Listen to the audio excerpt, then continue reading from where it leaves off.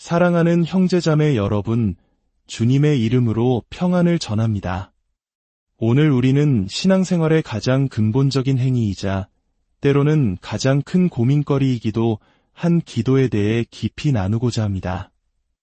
혹시 이런 생각을 해보신 적 없으신가요? 전지전능하신 하나님께서 이미 모든 것을 아시고 모든 것을 계획하셨다면 과연 우리의 기도가 무슨 의미가 있을까? 이 질문은 믿음이 깊은 성도라도 한 번쯤은 마주하게 되는 거대한 신학적 질문입니다. 오늘 이 나눔을 시작하기에 앞서 잠시 여러분께 부탁의 말씀을 드립니다. 만약 이 이야기가 여러분의 마음에 울림을 주고 하나님과의 관계를 더욱 깊게 만드는 데 도움이 된다면 좋아요를 통해 마음을 표현해 주십시오. 그리고 이 은혜로운 메시지가 더 많은 이들에게 닿을 수 있도록 공유를 통해 복음의 통로가 되어주시길 바랍니다. 또한 구독을 하시면 앞으로도 계속될 영적 성찰의 여정에 동행하실 수 있습니다. 여러분의 작은 실천 하나하나가 하나님의 나라를 확장하는 귀한 도구가 됨을 믿습니다.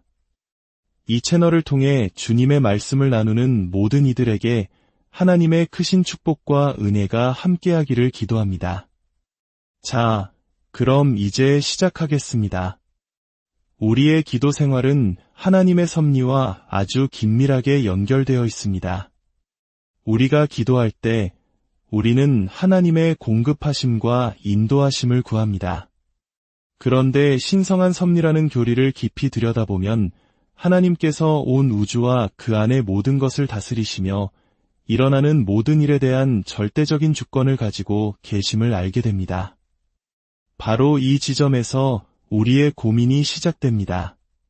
만약 하나님이 주권자이시고 일어나는 모든 일을 정해놓으셨다면 우리가 기도할 필요가 있을까? 기도는 무슨 소용이 있는가? 이것은 제가 정말 자주 받는 질문 중 하나입니다. 이에 대한 가장 간단한 대답은 이것입니다. 하나님께서는 우주와 인류 역사의 결말만을 정해놓으신 것이 아니라 그 결말에 이르는 수단과 과정 또한 정해놓으셨다는 사실입니다. 예를 들어 하나님께서는 인류를 구원하시려는 위대한 계획을 가지고 계시며 그 계획을 역사를 통해 펼쳐나가십니다. 그리고 그 구원의 계획을 이루시는 중요한 수단 중 하나가 바로 말씀의 선포, 즉 전도입니다. 말씀을 듣고 믿음이 자라게 하시는 분은 하나님이시지만 하나님께서는 그 목적을 위해 전도라는 인간의 행위를 사용하십니다. 따라서 우리는 하나님의 주권을 믿기에 더욱 열심히 말씀을 전해야 할 책임이 있습니다. 기도도 마찬가지입니다. 하나님께서는 당신의 백성들의 기도를 통해 그리고 그 기도 안에서 일하십니다. 신약 성경 어디에도 하나님은 주권자이시니 당신은 그저 팔짱 끼고 낮잠이나 자면서 아무것도 하지 않아도 된다고 말하지 않습니다. 오히려 그 반대입니다. 바로 하나님께서 모든 것을 다스리시는 주권자이시기 때문에 우리는 기도라는 행위에 더욱 큰 희망과 기대를 걸게 되는 것입니다. 왜냐하면 그분은 당신의 위대한 구원 계획을 바로 우리 성도들의 기도를 통해 이루어 가시도록 설계하셨기 때문입니다. 이것이 바로 성경이 우리에게 끊임없이 기도를 격려하고 나아가 명령하는 이유입니다. 그렇다면 다음 질문으로 넘어가 보겠습니다. 그렇다면 기도가 하나님의 마음을 바꿀 수 있다는 뜻인가요? 이 질문 또한 많은 분들이 궁금해하십니다. 기도가 하나님의 마음을 바꿀 수 있을까요? 이 질문에 대한 저의 대답은 단순히 아니오가 아닙니다. 당연히 아닙니다. 라고 힘주어 말씀드리고 싶습니다. 우리의 기도, 저나 여러분의 기도가 전능하신 하나님의 마음을 바꿀 만한 힘이나 영향력을 가진다고 상상하는 것 자체가 얼마나 교만한 생각인지 잠시만 생각해 보십시오. 하나님께서 마음을 바꾸시려면 어떤 일이 일어나야 할까요? 그분의 완전한 지식, 절대적인 지혜, 그리고 온전한 의로움과 진실함에서 비롯된 계획 A가 있다고 상상해 봅시다. 하나님은 악한 계획을 세우실 수도 없고 어리석은 계획을 세우실 수도 없는 분입니다. 그 완벽한 계획을 실행하시려는 찰나 하나님께서 미처 예상하지 못했던 일이 벌어집니다. 바로 여러분이 기도를 시작하는 것입니다. 하나님, 이 계획을 조금만 바꿔주시면 안 될까요? 저는 다른 방식이 더 좋은 것 같습니다. 혹시 이 점은 고려해 보셨나요? 라고 말하며 마치 우리가 하나님의 상담사가 된 것처럼 행동하는 셈입니다. 우리가 드린 정보나 설득 때문에 하나님의 첫 번째 계획이 최선이 아니었다고 판단하시고 마음을 바꾸신다는 것, 이것이 과연 가능한 일일까요? 우리가 하나님께 이 세상에서 벌어지는 일에 대한 정보를 드려야 한다고 생각한다면 우리는 어떤 하나님을 믿고 있는 것입니까? 성경은 분명히 말씀합니다. 주님께서는 우리가 구하기도 전에 우리에게 필요한 것을 모두 알고 계신다고 말입니다. 그렇다면 결론은 무엇일까요? 그러니 굳이 기도할 필요가 없다일까요? 아닙니다. 놀랍게도 성경은 정반대로 말합니다. 우리 머리카락 숫자까지 세시고 마음속 생각과 입술에 맺히기도 전의 말까지 아시는 그 아버지께서 여전히 우리에게 말씀하십니다. 와서 내게 필요한 것을 내게 말하라. 사랑하는 성도 여러분, 하나님께서 이렇게 하시는 것은 당신의 유익을 위함이 아닙니다. 당신께서 무언가를 배우시기 위함도 교훈을 얻기 위함도 아닙니다. 그렇다면 누구를 위한 것일까요? 답은 명백합니다. 바로 우리 자신을 위한 것입니다. 하나님께서 우리의 걱정과 필요를 가지고 나아오라고 초대하시는 것은 우리를 하늘 보좌 앞 전능자의 거룩한 임재 안으로 부르셔서 나와 이야기하자고 말씀하시는 것입니다. 우리는 그 소통의 경험, 주님 앞에 우리의 필요를 아뢰는 그 시간을 통해 위로와 평안을 얻고 용기를 얻어 세상으로 다시 나아갑니다.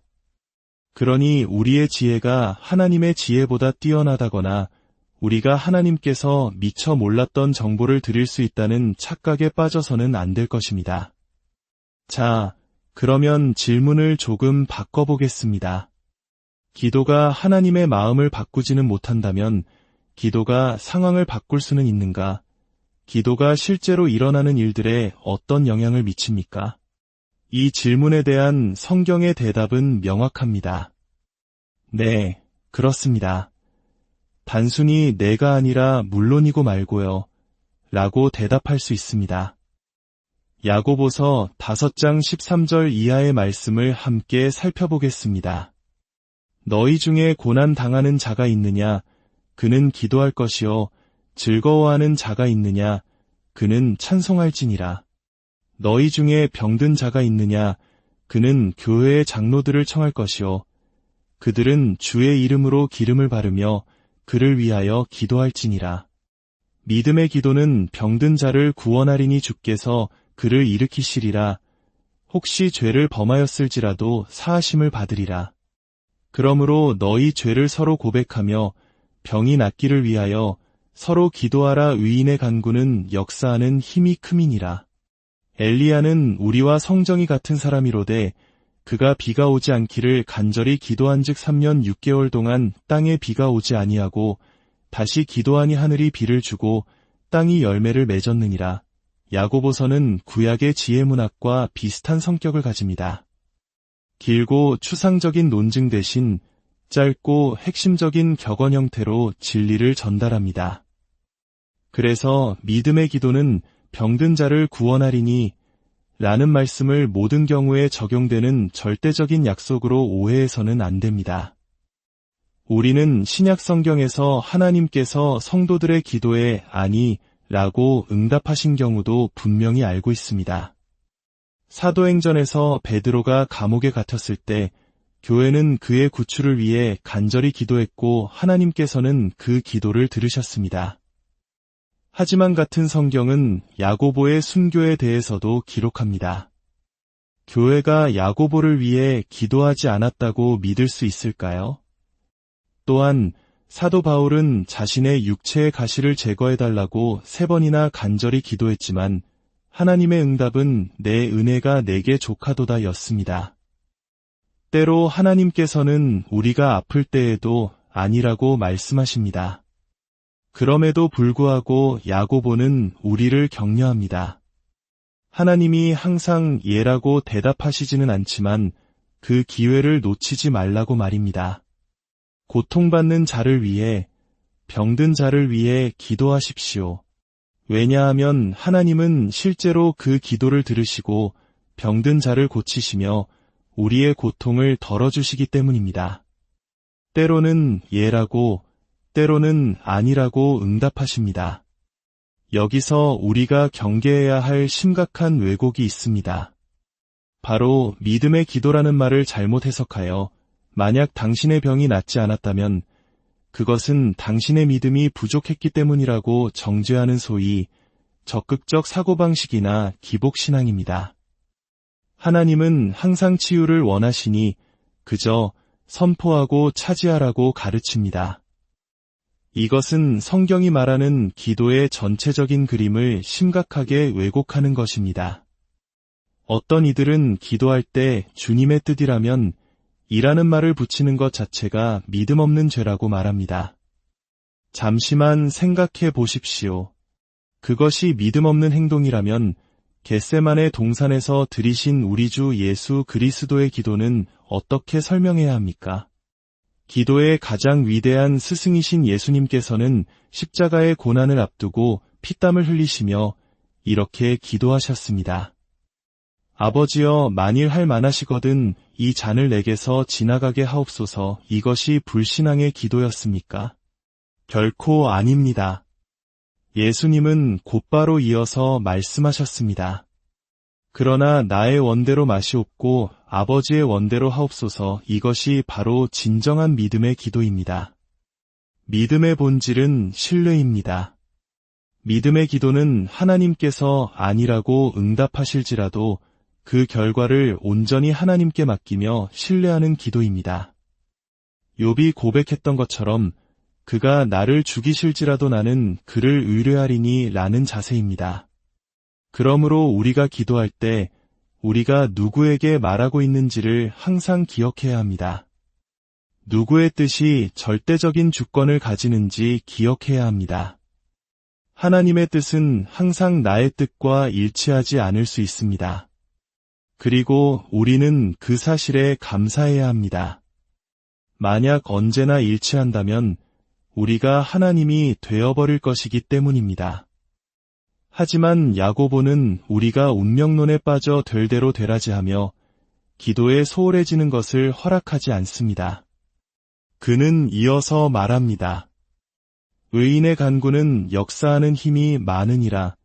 모든 것을 이룬다고는 하지 않았지만 많이 이룬다고 했습니다. 이 말씀이 바로 기도가 상황을 바꾸는가? 라는 질문에 대한 답입니다. 네, 아주 많은 것을 바꿉니다. 야고보는 의인의 간절한 기도라고 말합니다. 여기서 간절함이란 문제의 심각성에 비례하는 열정과 진심을 의미합니다. 예수님께서 가르쳐 주신 불의한 재판관과 과부의 비유를 기억해 보십시오. 한 과부가 억울한 일을 당해 불의한 재판관에게 계속해서 찾아가 정의를 구했습니다. 재판관은 하나님도 사람도 두려워하지 않는 자였지만 과부가 끊임없이 간청하자 귀찮아서라도 그녀의 원한을 풀어주었습니다. 이 비유의 핵심은 하나님도 불의한 재판관처럼 끈질기게 괴롭혀야 소원을 들어주신다는 것이 아닙니다. 예수님의 요점은 이것입니다.